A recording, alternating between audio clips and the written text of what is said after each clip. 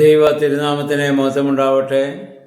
Bible reading പ്രോഗ്രാമിൽ സംബന്ധിക്കുന്ന ഏവർക്കും കർത്തൃനാമത്തിൽ സ്നേഹവന്ദനം. സംഖ്യാപുസ്തകം 5-ാം അധ്യായമാണ് നമ്മളിന്ന് വായിക്കുന്നത്.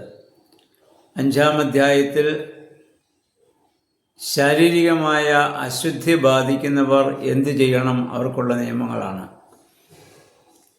ഒരാൾക്ക് കുഷ്ഠരോഗം ബാധിക്കുകയോ സ്രവത്താൽ അശുദ്ധരാവുകയോ മൃതശരീരങ്ങളൊക്കെ സ്പർശിച്ച് അശുദ്ധമാകുകയോ ചെയ്താൽ അവർ സമൂഹത്തിൽ നിന്ന് മാറി നിന്ന് വിശുദ്ധി പ്രാപിക്കുന്നതുവരെയും അഥവാ ശുദ്ധീകരണ പ്രക്രിയകൾ നടത്തുന്നവരെയും അവർ സമൂഹത്തിൽ നിന്ന് മാറി നിൽക്കണം.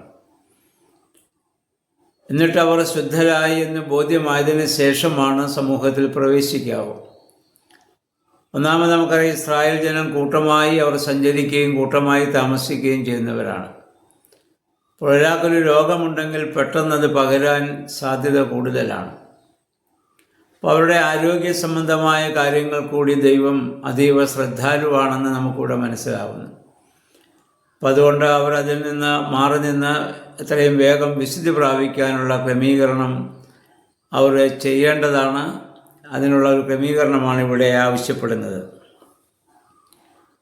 പഴയ നിയമത്തിൽ ശാരീരിക വിശുദ്ധിക്കാണ് പ്രാധാന്യം. നമുക്കറിയാം, പുതിയ നിയമത്തിൽ ആന്തരികമായ വിശുദ്ധിക്കാണ് കർത്താവ് പ്രാധാന്യം കൊടുത്തത്. ഹൃദയവിശുദ്ധിയുള്ളവർ ഭാഗ്യവാന്മാർ, അവർ ദൈവത്തെ കാണുമെന്നാണല്ലോ കർത്താവ് പറഞ്ഞത്. അപ്പോൾ പുതിയ നിയമത്തിൽ പാപത്താൽ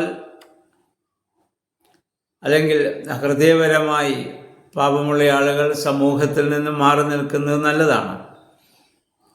അങ്ങനെയുള്ളവരുടെ വാക്കുകളും ചിന്തകളും പ്രവൃത്തികളൊക്കെ മറ്റുള്ളവർക്ക് വേദന ഉളവാക്കുവാനും അവർക്ക് ബുദ്ധിമുട്ടുണ്ടാക്കുവാനും സാധ്യതയുണ്ടെങ്കിൽ അവർ മാറി നിന്ന് ആ സ്വഭാവം മാറ്റി അഥവാ സൗഖ്യമായി അവർ വീണ്ടും സമൂഹത്തിലേക്ക് പ്രവേശിക്കുക എന്നുള്ളതാണ് ഇതുമായി ബന്ധപ്പെട്ട് പുതിയ നിയമത്തിൽ നമ്മൾ മനസ്സിലാക്കേണ്ടത്. 5 മുതൽ 10 വരെ നമുക്കറിയാം, ഈ കോവിഡിൻ്റെ കാലത്തും രോഗമുള്ളവർ മാറി നിൽക്കുകയും നമ്മൾ മാസ്ക് ധരിക്കുകയും നമ്മൾ ഇത് ക്വാറൻറ്റൈനിൽ ഇരിക്കുകയൊക്കെ ചെയ്തു. എന്തിനാണ്? നമ്മുടെ രോഗം മറ്റുള്ളവർക്ക് പകരാതിരിക്കുന്നതിന് വേണ്ടിയിട്ടാണ്. ഇതുപോലെ തന്നെയാണ് ആന്തരികമായ കാര്യങ്ങളും. 5 മുതൽ 10 വരെയുള്ള വാക്യങ്ങളിൽ പറയുന്നത്, ഒരു വ്യക്തി മറ്റൊരാൾക്ക് നഷ്ടം വരുത്തിയാൽ ആ നഷ്ടപരിഹാരം എങ്ങനെ ചെയ്യണം. അവിടെ പറയുന്നു, ഒരുവനെ കബളിപ്പിച്ചാൽ ആ കബളിപ്പിക്കപ്പെട്ടവന് ആ നഷ്ടമായ തുകയും അതോടൊപ്പം 5-1 20% കൂടി ചേർത്ത് നൽകണം. എന്ന് പറഞ്ഞാൽ ആ തുക അവൻ ലഭിക്കുന്നതിന് വരെയുള്ള പലിശ അവന് ലഭിക്കുവാനുള്ള ഒരു സാഹചര്യം.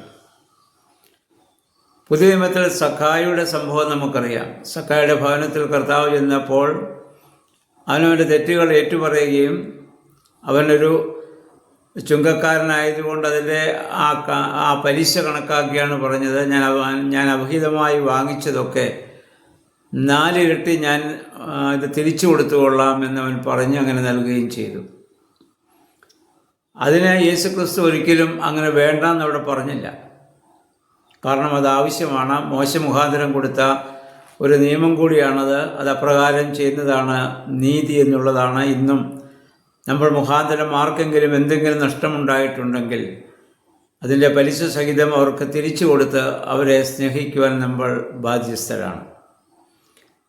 11 മുതലുള്ള വാക്യങ്ങൾ നമ്മൾ വായിക്കുന്നു. അവിഹിത ബന്ധം ഉണ്ടായാൽ എന്ത് ചെയ്യണം?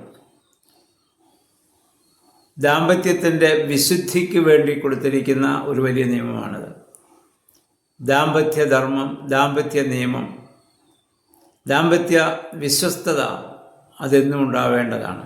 ഏതെങ്കിലും ഒരു സ്ത്രീക്ക് അങ്ങനെ അവിഹിതമുണ്ടെന്ന് സംശയമുണ്ടായാൽ ഭർത്താവ് അവളെ പുരോഹിതൻ്റെ അടുത്ത്, അവളോട് ചോദിച്ച് അവൾ സമ്മതിക്കുന്നില്ല എങ്കിൽ പുരോഹിതൻ്റെ അടുത്ത് കൊണ്ടുവരാം.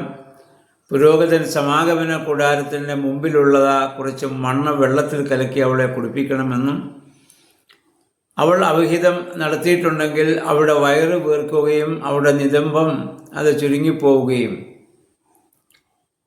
വയറ് വീർക്കുക എന്ന് പറഞ്ഞാൽ മഹോദരം എന്ന രോഗമൊക്കെ ഉണ്ടാകും.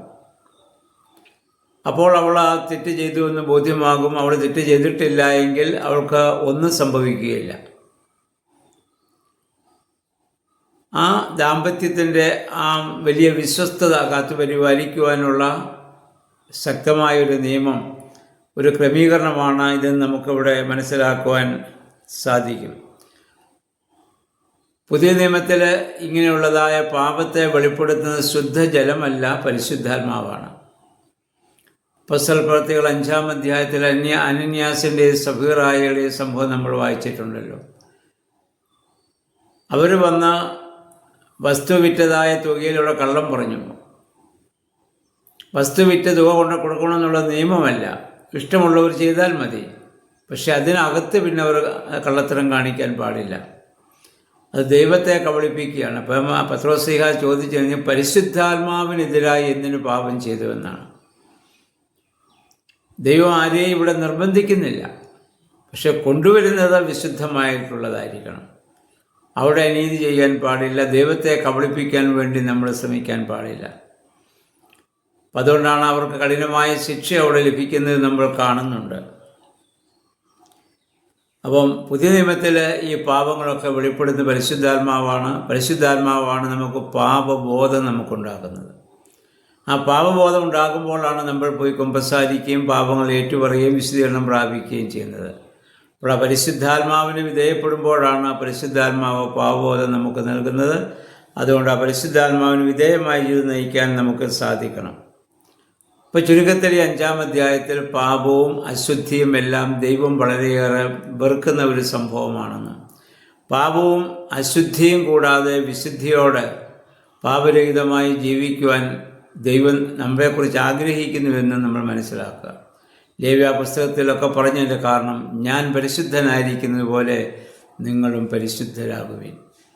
അപ്പോൾ ദൈവത്തോട് നമ്മൾ ചേർന്ന് നിൽക്കുന്നത് കൊണ്ട് ദൈവത്തിൻ്റെ വിശുദ്ധിയുടെ പങ്ക് വഹിക്കുന്നവരാകണം.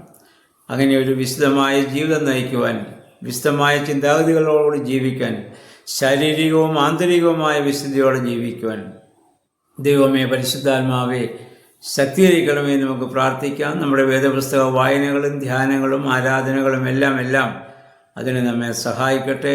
എല്ലാവരെയും സർവശക്തനായ ദൈവം അനുഗ്രഹിക്കുമാറാകട്ടെ.